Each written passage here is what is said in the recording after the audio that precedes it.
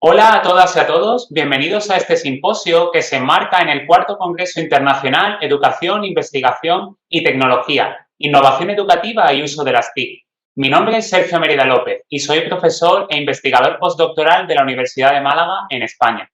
Quería dar las gracias al Comité Científico y organizador de este cuarto Congreso Internacional por la invitación a coordinar este simposio, que lleva por título Bienestar y desempeño en el contexto educativo, claves desde los recursos personales positivos del profesorado en formación y el alumnado. En este simposio vamos a ver algunas propuestas de trabajos de investigación que se han llevado a cabo tanto con alumnado como con profesorado en formación y que aportan algunas claves para el desarrollo de acciones de innovación educativa que pueden redundar en un mayor bienestar y en un funcionamiento más positivo y óptimo en las comunidades educativas. En este simposio vamos a presentar, en primer lugar, un trabajo que tiene por objetivo central abordar el rendimiento académico de los adolescentes y que ha sido presentado junto con varios investigadores de la Universidad de Málaga por Cristiana Revillaga. A continuación, presentaremos un trabajo centrado en las prácticas externas del máster de profesorado que va a presentar Cirenia Quintana Ots de la Universidad de Sevilla junto con otros investigadores de la Universidad de Málaga. Finalmente, tengo el placer de participar como participante en este simposio con un trabajo centrado en el agotamiento académico y en colaboración con investigadores de la Universidad de Sevilla y la Universidad de Málaga. Sin más, voy a dar paso a la compañera Cristiana Revillaga, que va a presentar el primero de los trabajos de este simposio.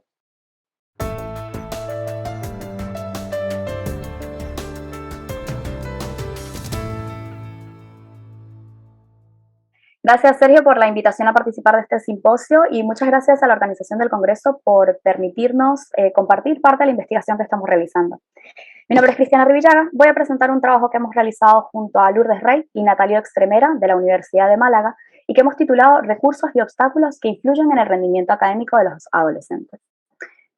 Bien, me gustaría iniciar con esta definición de la innovación educativa de Rivas, quien la entiende como una fuerza vital presente en escuelas, educadores, proyectos y políticas, que es capaz de reconocer las limitaciones de la matriz educativa tradicional y alterarla para el beneficio de los derechos de aprendizaje del siglo XXI de nuestros alumnos. De esta propuesta me gustaría rescatar dos ideas. En primer lugar, la idea de una matriz educativa tradicional, es decir, la base clásica del aprendizaje, y la idea de alterar o generar cambios para transformarlo en lo que este autor denomina la nueva matriz educativa. En este proceso de cambio deben necesariamente ocurrir procesos de transformación en al menos 4 elementos: las personas, los conocimientos, los procesos y la tecnología digital. En este trabajo vamos a abordar algunas variables que podrían estar relacionadas con las personas y la tecnología digital.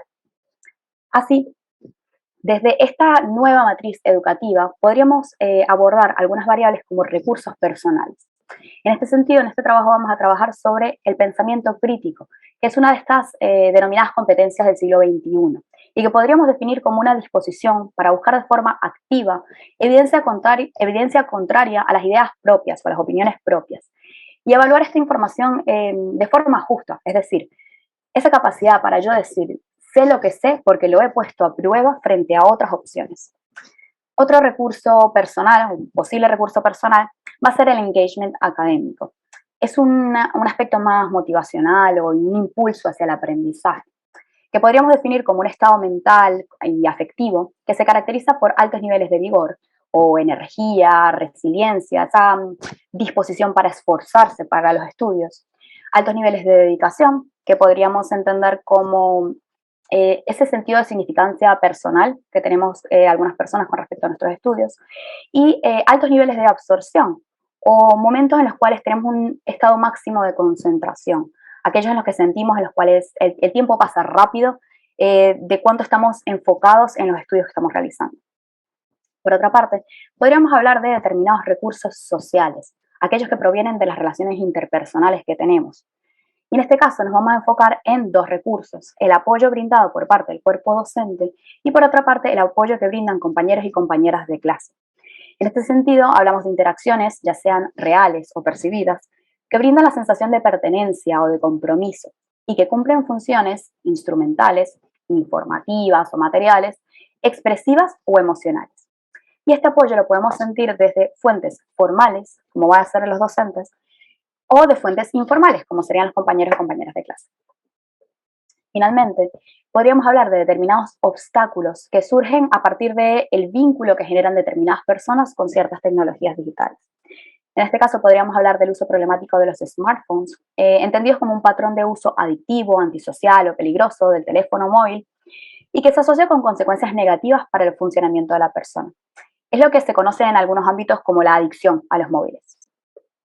También podríamos hablar del uso problemático de las redes sociales, como un estado de preocupación constante por las redes sociales, en el que se verifican con frecuencia, es decir, nos conectamos constantemente, y se les dedica mucho tiempo a este tipo de aplicaciones, lo cual afecta de forma negativa al individuo. Así, entendemos que estos recursos personales, sociales y determinados usos problemáticos de la tecnología harían referencia a variables entendidas desde esta nueva matriz educativa. Y nos interesaría saber qué relación podría tener con aspectos más de una matriz tradicional, un resultado clásico, que es el rendimiento académico. Lo que hemos encontrado es que existen pocas investigaciones que relacionen estos recursos de una nueva matriz educativa con estos resultados de matriz tradicional y que se hayan realizado en población adolescente. Así, el objetivo de nuestro estudio fue analizar el efecto de los recursos personales, sociales y los usos problemáticos de la tecnología digital sobre el rendimiento académico de los adolescentes. Bien, ¿cómo realizamos esto? Pues participaron 5 centros educativos de educación secundaria de Málaga, en España, 4 de ellos públicos y 1 privado.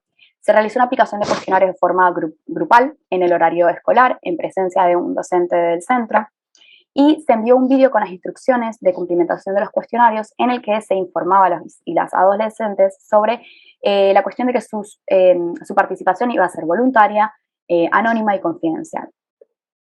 Terminaron participando 688 adolescentes, la mitad chicas, la mitad chicos, con edades comprendidas entre los 12 y los 18 años. Bien, en cuanto a los instrumentos, utilizamos cuestionarios de autoinforme con medidas o propiedades psicométricas adecuadas para la muestra que estuvimos trabajando. Para evaluar el pensamiento crítico, utilizamos la dimensión específica del Values in Action Questionnaire Youth en su versión en castellano. Para evaluar el engagement académico, utilizamos la versión reducida y en castellano de la Utrecht Work Engagement Scale para estudiantes. Para evaluar el apoyo docente y de compañeros, utilizamos la Teacher and Classmate Support Scale, también en su versión en castellano. Para evaluar el uso problemático de los smartphones, utilizamos la Smartphone Addiction Scale, en la versión reducida y en castellano. El uso problemático de las redes sociales se evaluó con la Bergen Social Media Addiction Scale, en la versión en castellano que estamos trabajando dentro del equipo. Y finalmente, el rendimiento académico lo valoramos preguntando a la población adolescente sobre sus calificaciones en el trimestre inmediatamente anterior en las asignaturas de matemáticas, geografía, castellano e inglés y calculamos la media aritmética. En cuanto a los análisis, utilizamos el software estadístico SPSS en la versión número 23, realizamos análisis descriptivos y correlaciones bivariadas utilizando el coeficiente de Pearson y utilizamos un modelo de regresión lineal por pasos. En el primer paso, agregamos los recursos personales, en el segundo, los recursos sociales y en el tercero, los usos problemáticos de la tecnología para predecir el rendimiento académico de los adolescentes. Bien, ¿qué encontramos? En la tabla se presentan los estadísticos descriptivos y las correlaciones bivariadas. En cuanto a nuestra variable dependiente, encontramos que el rendimiento académico tiene una relación positiva y significativa con el pensamiento crítico, el engagement académico, el apoyo docente y el apoyo de compañeros y compañeras de clase, y que guarda una relación significativa y negativa con el uso problemático de las redes sociales y con el uso problemático del móvil. Bien, cuando realizamos el análisis de regresión por pasos, esto fue lo que encontramos. El modelo 1, que contiene los recursos personales, permite explicar un 8% de la varianza en el rendimiento académico y hallamos que tanto el pensamiento crítico como el engagement académico eran predictores significativos y con una relación positiva y significativa con el rendimiento académico. En el paso 2, agregamos los recursos sociales y este modelo nos permite explicar un 9% de la varianza en el rendimiento académico y observamos que el pensamiento crítico y el engagement siguen siendo variables predictoras significativas y que el apoyo docente va a guardar una relación significativa y positiva también con el rendimiento académico. Sin embargo, el apoyo de los compañeros pues, parece no tener una relación significativa. Finalmente, en el modelo 3, que añadimos los usos problemáticos de la tecnología, este modelo nos permitía explicar un 12% de la varianza en el rendimiento académico y observamos que pensamiento crítico, engagement académico y apoyo docente siguen siendo predictores significativos y positivos del rendimiento académico y que solo el uso problemático de las redes sociales va a ser un predictor significativo y negativo del rendimiento académico, luego de controlar todo el resto de variables. A ver, en conclusión, ¿qué encontramos? El pensamiento crítico y el engagement académico predicen de manera positiva y significativa el rendimiento académico de los adolescentes. Si bien observamos que a nivel de los recursos sociales, el apoyo de compañeros y compañeras de clases se relaciona de forma significativa con el rendimiento académico, luego de controlar el efecto de los recursos personales, es solo el apoyo docente la dimensión que va a ser más explicativa de este rendimiento académico. Finalmente, luego de controlar el resto de recursos personales y sociales, si bien se observa una relación negativa con el uso problemático de los smartphones y el rendimiento, el uso problemático de las redes sociales va a ser el obstáculo más predictivo de este rendimiento académico. Bien, a modo de discusión, ¿qué podemos decir? Hemos encontrado algunos estudios previos que relacionan el pensamiento crítico y el engagement académico con el rendimiento académico. Sin embargo, la mayoría de los estudios han sido realizados en población universitaria. Por otra parte, hay estudios previos que confirman los resultados que encontramos. Es decir, si bien hay relaciones positivas entre los recursos sociales y el rendimiento académico, parece ser que tiene mayor relevancia el apoyo docente para mejorar el rendimiento académico, lo cual respaldan estas investigaciones. Finalmente, existen pocas investigaciones que hayan indagado las relaciones entre el uso problemático de los smartphones y el uso problemático de las redes sociales con el rendimiento académico en los adolescentes. Y los resultados que hemos encontrado, pues, difieren ligeramente en el sentido de que luego de controlar determinados efectos, en la investigación de Klesner se observó que se mantenía ese efecto y en la investigación de Wartberg no se observó una relación significativa. Sin embargo, como hemos dicho, pues hay muy pocas investigaciones que estén indagando estas variables en adolescentes. Es decir, con nuestro estudio, ¿qué podemos concluir? Que brindamos cierta evidencia empírica que relaciona estos recursos personales, estos recursos sociales y determinados usos problemáticos de la tecnología con el rendimiento académico, lo cual va a ser una contribución sumamente importante para los estudios que tienen que ver con la población adolescente. Y finalmente, algunas implicaciones prácticas tienen que ver con la posibilidad que tenemos para desarrollar, diseñar programas que potencien estos recursos, ya sea a nivel personal o a nivel social, y otros programas o los mismos que permitan la prevención de estos obstáculos relacionados con la tecnología digital con el fin de mejorar el rendimiento académico de la población adolescente. Bien, esto es todo lo que quería compartir con ustedes. Muchas gracias por su atención.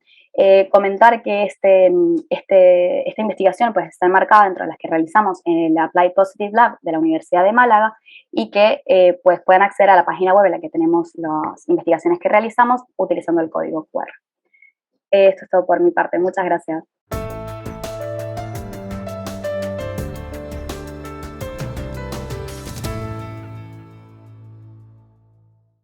Bueno, pues antes de comenzar quería agradecer a Sergio por su invitación al simposio y me sumo, como Cristian ha comentado, ¿no? Los agradecimientos a este congreso por también la invitación. En este caso vamos a hablar un poquito de alumnos más avanzados, no tanto de adolescentes, sino vamos a centrar en este alumnado universitario que ya ha terminado la formación de grado y está estudiando en el máster de profesorado. Esta investigación se ha llevado a cabo junto a mi colega Sergio Mérida López y Natalia Estremera de la Universidad de Málaga y a continuación perdón, ¿qué he hecho? Estaba en la última diapositiva, disculpen. Ahora, que como es la misma. Bueno, como decía, primero, antes de nada, tengo que contextualizar de qué estamos hablando, porque claro, estamos en una etapa educativa como es la universidad, que se supone que debe garantizar en todo momento una formación de calidad que prepare al final para el ejercicio profesional al que se está formando, ¿no? En este sentido, las prácticas externas es una de esas actividades formativas que se llevan a cabo y que están orientadas a este objetivo y en el que, bueno, pues se centra sobre todo en potenciar esos conocimientos que se han ido adquiriendo a lo largo de la formación y a facilitar esas habilidades para el desempeño de actividades más profesionales, promover esa empleabilidad y también facilitar esa competencia emprendedora. Dentro de esas prácticas externas está, digamos, el máster de profesorado especializado también en una parte de su formación en ellas. En concreto, el alumnado que forma parte de este máster de profesorado, de este posgrado, realiza sus prácticas en el contexto educativo de centros de enseñanza de educación secundaria, bachillerato y formación profesional. Tenemos que hablar que el alumnado que entra a este tipo de máster tiene una formación previa en conocimientos especializados y técnicos, como son los grados en biología, filosofía, arquitectura, ingeniería, historia, toda la filología, química, etcétera, que tienen en común todas ellas que carecen realmente de conocimientos más relacionados con aspectos de enseñanza. Me refiero a didáctica, pedagogía, psicología de la educación y del aprendizaje, etcétera. Este alumnado que se está preparando para ser profesor se va a enfrentar, por tanto, a un nuevo contexto para ellos, un contexto como es la docencia, que de por sí presenta una serie de retos, de demandas, no solamente a nivel material o contextual, sino también a nivel emocional, que quizás en este caso, como hemos dicho, por su especialización, no están suficientemente preparados. Teniendo en cuenta además que la docencia es un contexto en el cual estas demandas que se encuentran los profesionales son desgastantes, pueden llegar a ser muy estresantes y pueden generar una serie de problemas a nivel emocional, a nivel social, que al final repercute en el aprendizaje del alumnado y también en el bienestar docente, ¿no? Por tanto, considerando lo que conocemos de este contexto educativo, en esta investigación nos vamos a centrar en uno de los aspectos que se relaciona con ello, y es esas tasas de abandono que muchas veces tienen estos profesionales, ¿no? En este caso, hemos dado un pasito atrás en la formación de esos futuros profesionales y nos vamos a centrar en ese posible abandono, esas intenciones de abandono que tienen los alumnados de máster. En la propia docencia, en ese profesorado Nobel, en ese profesorado que tiene poca experiencia, sí que se ha visto que esa intención de abandono se puede experimentar por varias razones, por varios mecanismos, algunos de ellos relacionados, por ejemplo, con el estrés percibido, de manera que estas personas, estos profesionales que perciben mayor estrés, van a también tener unas actitudes en muchas ocasiones más negativas hacia esa enseñanza y sus intenciones de abandonar van a ser mayores.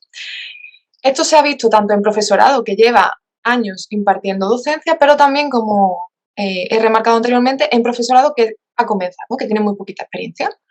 Por otro lado, otro factor también relacionado con esta intención de abandonar la docencia es la autoeficacia, estas creencias que tienen los profesorados acerca de las habilidades para manejar el estrés, para manejar el aula, para manejar los conflictos diarios con el alumnado, etcétera, etcétera, que también parecen influir en esas actitudes que se tienen hacia la enseñanza y esa retención, ¿vale?, de su profesión docente.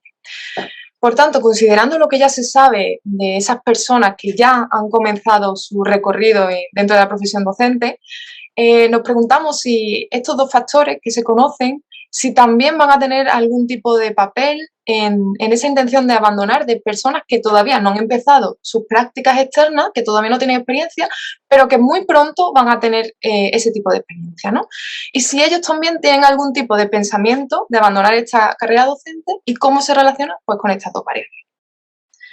En concreto, hemos diseñado o pensado en 4 objetivos principales. Por un lado, explorar esas relaciones entre estrés por las prácticas externas que van a tener, esas creencias de autoeficacia, esas tasas de abandono, en una muestra, como hemos dicho, de alumnado de máster de profesorado, alumnado que todavía no tiene experiencia. Por otro lado, examinar si existen diferencias entre chicos y chicas en las diferentes variables. En tercer lugar, analizar la frecuencia en esos pensamientos relacionados con esa intención de abandono. Y por último, examinar qué papel puede tener el estrés percibido en las dimensiones de autoeficacia sobre esa intención de abandonar su futura profesión. Para ello, en este estudio se ha contado con una muestra de 145 estudiantes de máster de profesorado, 48 chicos y 97 chicas, con una edad media de 26 años. Se han utilizado instrumentos también de autoinforme, una escala de intención de abandono con 3 ítems, una escala de autoeficacia con 12 ítems y donde se evalúan 3 dimensiones y un ítem de estrés percibido. Los análisis de datos, aunque lo voy a ir comentando brevemente, pues se empezó por estadísticos descriptivos, correlaciones de Pearson y posteriormente también se realizó una regresión lineal múltiple. En relación con ese primer objetivo para examinar la relación entre todas las variables, podemos ver cómo la variable dependiente, esa intención de abandono, se relaciona negativamente con estrés percibido, autoeficacia de manejo de alumnos, autoeficacia de estrategias instruccionales y la autoeficacia de manejo de clase. Con respecto al objetivo 2, que trataba de ver esa diferencia entre chicos y chicas, podemos ver que las chicas puntúan de manera significativa y en mayor medida que los chicos en estas 4 variables, pero que en intención de abandono no se encuentran diferencias significativas. En tercer lugar, exploramos las medias de esos ítems relacionados con la intención de abandono para ver dónde puntuaban en mayor medida el alumnado. Y, como podéis ver, tengo la intención de cambiarme a otra profesión o ocupación, era el pensamiento que más se repetía, cuya media era mayor. Aunque, teniendo en cuenta que esta escala va del 1 al 9, realmente las medias son bastante bajas. Y por último, en relación con ese papel predictor de las variables estrés percibido y los 3 niveles o dimensiones de autoeficacia, podemos ver que, para explicar la intención de abandono, podemos ver cómo el estrés percibido y la autoeficacia en manejo de clases son esos dos factores los que significativamente explicarían parte de esa intención de abandono por parte del alumnado del máster. Por tanto, ¿qué podemos concluir? Bueno, que por un lado el estrés percibido de las dimensiones de autoeficacia se relacionan negativamente con la intención de abandono. Esto va en línea con lo que ya se sabía de estudios previos con otras poblaciones relacionadas estrechamente con el ámbito docente, como son el profesorado que lleva experiencia en este ámbito o incluso el profesorado con muy poquita experiencia. También se han encontrado diferencias de sexo, sobre todo siendo las chicas las que presentaban mayores niveles de estrés y de autoeficacia, y además también se encontró que no existía diferencia en intención de abandono. Estos niveles de que las chicas poseen mayores puntuaciones en nivel de estrés y autoeficacia sí que va también en consonancia con lo que se ha encontrado en estudios previos. Como hemos comentado, tengo la intención de cambiarme a otra profesión o ocupación, era el pensamiento más repetido, aunque no hay que olvidar que las medias de estos 3 ítems fueron bajas, como es esperar. Por suerte, la mayor parte del alumnado del máster no quiere dejar en su profesión docente, sino que quiere continuar.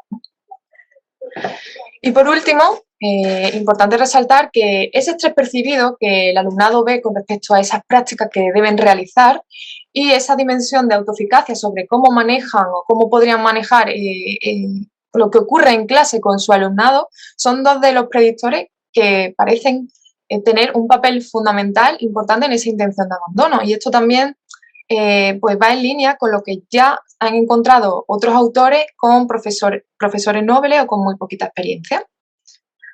Por tanto, después de ver un poquito y analizar todas estas dimensiones, todos estos factores y en relación con esta intención de abandono, es importante empezar a plantearse una serie de cuestiones relacionadas con la metodología, ¿no? Con la enseñanza. Aunque no podemos olvidar que este estudio también adolece de una serie de limitaciones, como es pues, el diseño transversal o los autoinformes. Por lo tanto, explorar con muestras mayores y de otras universidades, incluso de otros países, también considerar diseños longitudinales, medidas heteroinformadas, donde no solamente evaluemos cuál es el estrés percibido por parte del alumno, sino también, pues, a lo mejor, los compañeros cómo ven que está estresado, incluso la familia, ¿no? O incluso otros factores para poder pensar o diseñar incluso modelos mucho más integradores.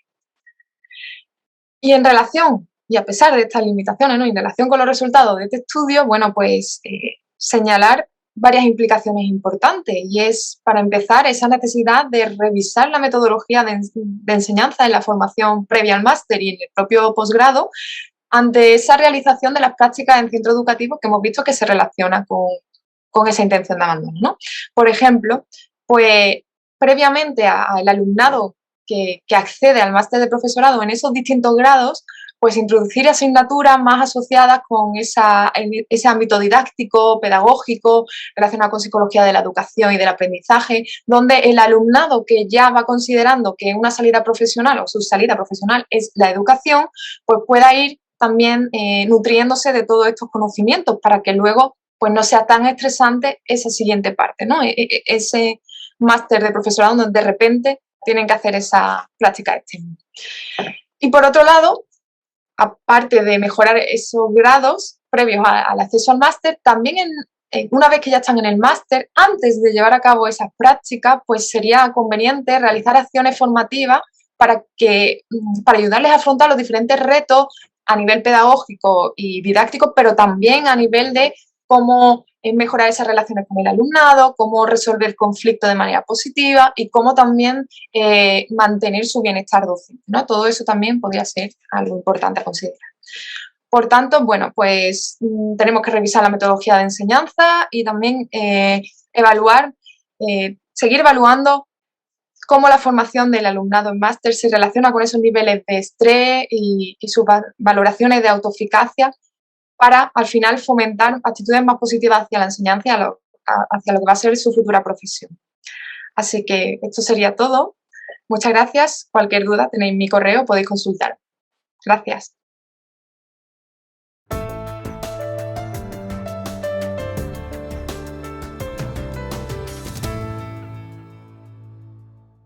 A continuación, tengo el placer de poder participar en este simposio. Voy a compartiros pantalla acerca de este trabajo que hemos realizado en colaboración con la colega Sirenia Quintana, también presente en este simposio, y con el profesor Natalio Extremera de la Universidad de Málaga, y que lleva por título Exigencias académicas en posgrado, explorando algunas claves para reducir el agotamiento.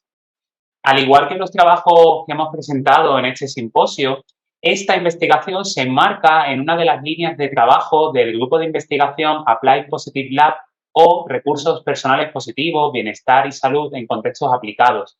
Este grupo desarrolla su labor investigadora en la Facultad de Psicología y Logopedia de la Universidad de Málaga, y queríamos aprovechar para dejar algunos posibles recursos de interés, ya que pueden encontrar en la página web, en el Twitter y en el canal de YouTube del grupo de investigación distintos informes, artículos de investigación y revisiones que podrían ser de interés, ya que abordan distintas temáticas relacionadas con los recursos personales positivos en el contexto de la enseñanza y en contextos ocupacionales. Quería también empezar a contextualizar este trabajo refiriéndome a esta cita del periodista Andy Rooney, que viene a decirnos que la mayoría de nosotros acaba su vida con no más de 5 o 6 personas que nos recuerdan. Los maestros tienen miles de personas que les recordarán por el resto de su vida. Quería tomarme la licencia de utilizar esta cita para poder ahondar en esta idea de que el profesorado supone una figura central y relevante en la sociedad en la que vivimos. Pero, a pesar de ello, encontramos distintas investigaciones y distintos trabajos que van informando del aumento de los problemas de salud mental y psicológica en el caso del profesorado. Encontramos que los niveles de factores de riesgo psicosocial en la enseñanza van en aumento, como pueden ser las agresiones hacia los docentes. También encontramos que el abandono de la docencia y las actitudes laborales negativas son un problema cada vez mayor. Encontramos altas tasas de absentismo, de rotación y de estrés. El profesorado en formación inicial o el profesorado Nobel, tal y como ha comentado la compañera anteriormente, y aprovecho también parte de su contextualización, no es ajeno a este tipo de problemas de índole psicosocial.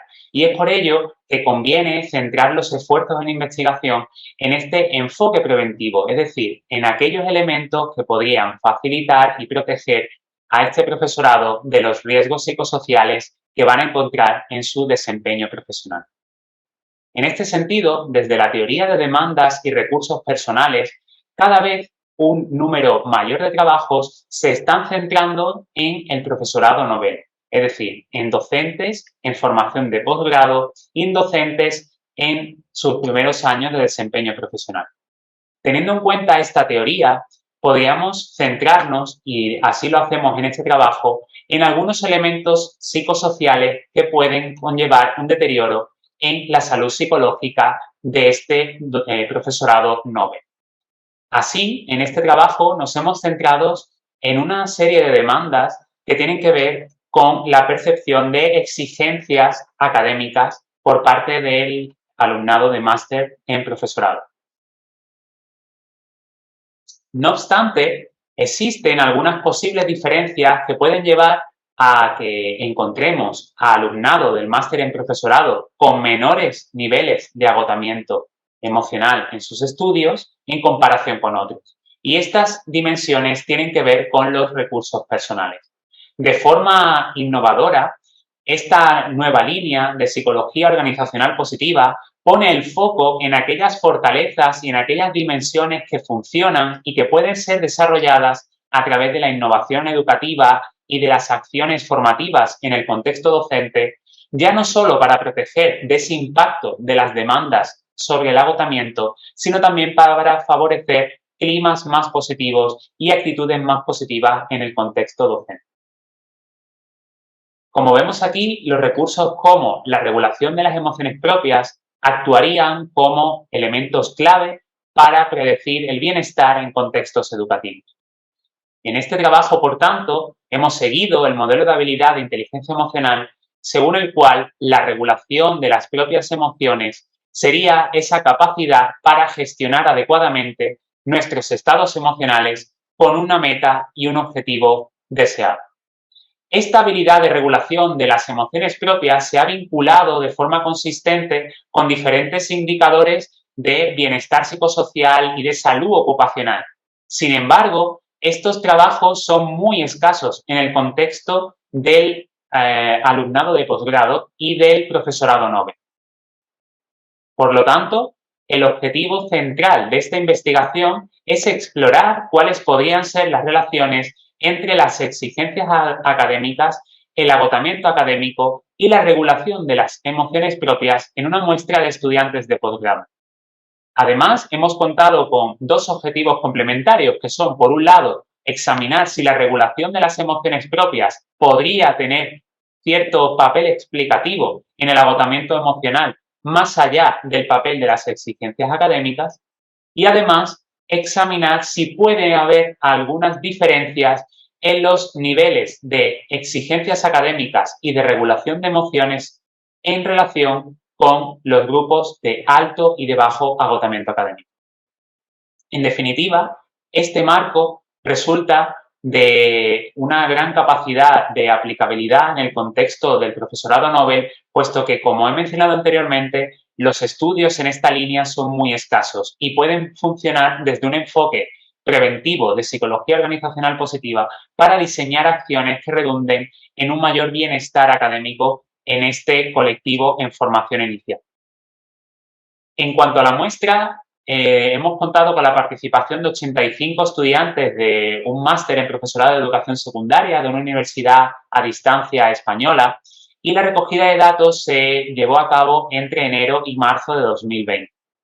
Además, hemos utilizado escalas ampliamente validadas para medir las exigencias académicas, la regulación de las emociones propias y el agotamiento académico. En cuanto a los resultados, en relación con ese primer objetivo de examinar las relaciones entre variables, vemos que efectivamente las exigencias académicas se relacionan de forma positiva con el agotamiento académico. Y por otra parte, encontramos que la regulación de las emociones propias se relaciona con el agotamiento académico de forma negativa. En cuanto al segundo estudio de examinar la validez predictiva e incremental de la regulación de las emociones propias, encontramos datos que respaldan esa hipótesis propuesta.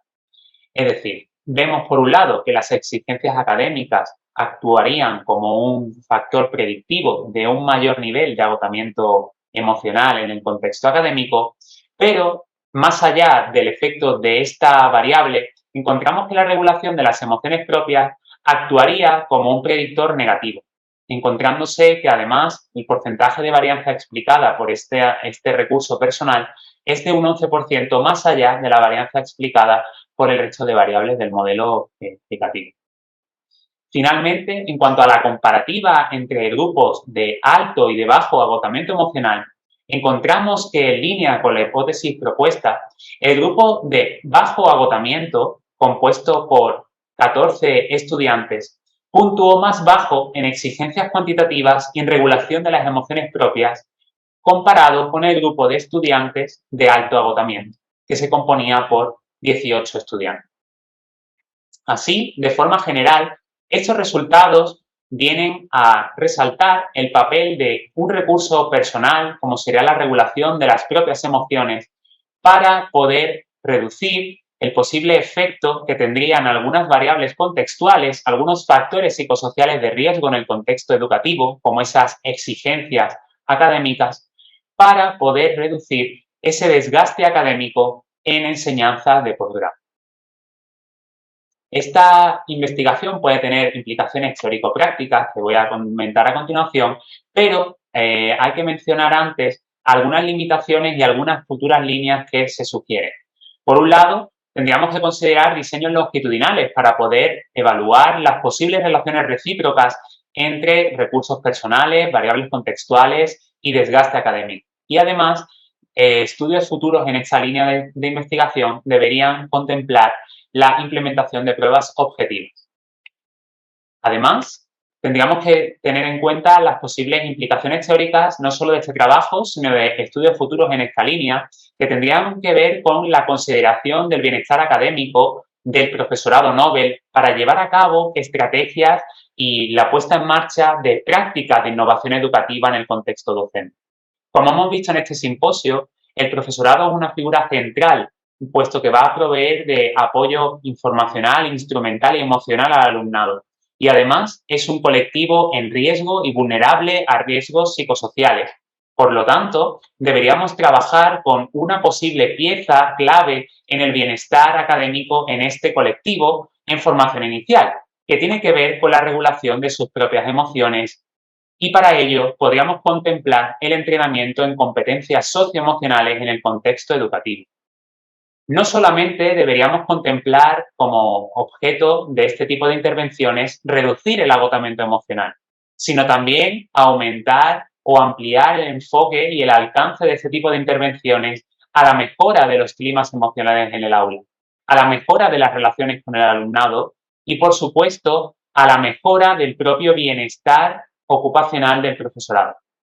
En nuestro equipo de investigación de la Universidad de Málaga llevamos varios años desarrollando acciones formativas tanto presenciales como de forma telemática y también nos complace tener un manual recientemente publicado en el cual hemos podido aportar algunos datos sobre la eficacia de una intervención con profesorado Nobel. Sin embargo, esta línea de investigación aún se encuentra en una fase incipiente y es por ello que animamos a poder seguir desarrollando acciones en esta línea. Quería simplemente agradecer la financiación que ha permitido desarrollar este trabajo en el marco de sus respectivos proyectos y dejar también algunos datos de contacto. Finalmente, quería agradecer su asistencia a este simposio de bienestar y desempeño en el contexto educativo, donde hemos hablado de algunas posibles claves desde los recursos personales positivos del profesorado en formación y del alumnado. Quería agradecer nuevamente al Comité Científico y Organizador de este cuarto Congreso Internacional Educación, Investigación y Tecnología por la invitación a coordinar y desarrollar este simposio. También a mis colegas presentes y a otros colegas que han colaborado y desarrollado estos trabajos. Y finalmente agradecerles a ustedes, las personas que han participado de este simposio y que lo han visualizado, a poder hacernos llegar sus cuestiones, sus reflexiones y aportaciones a través del foro habilitado para ello. Muchísimas gracias y un saludo.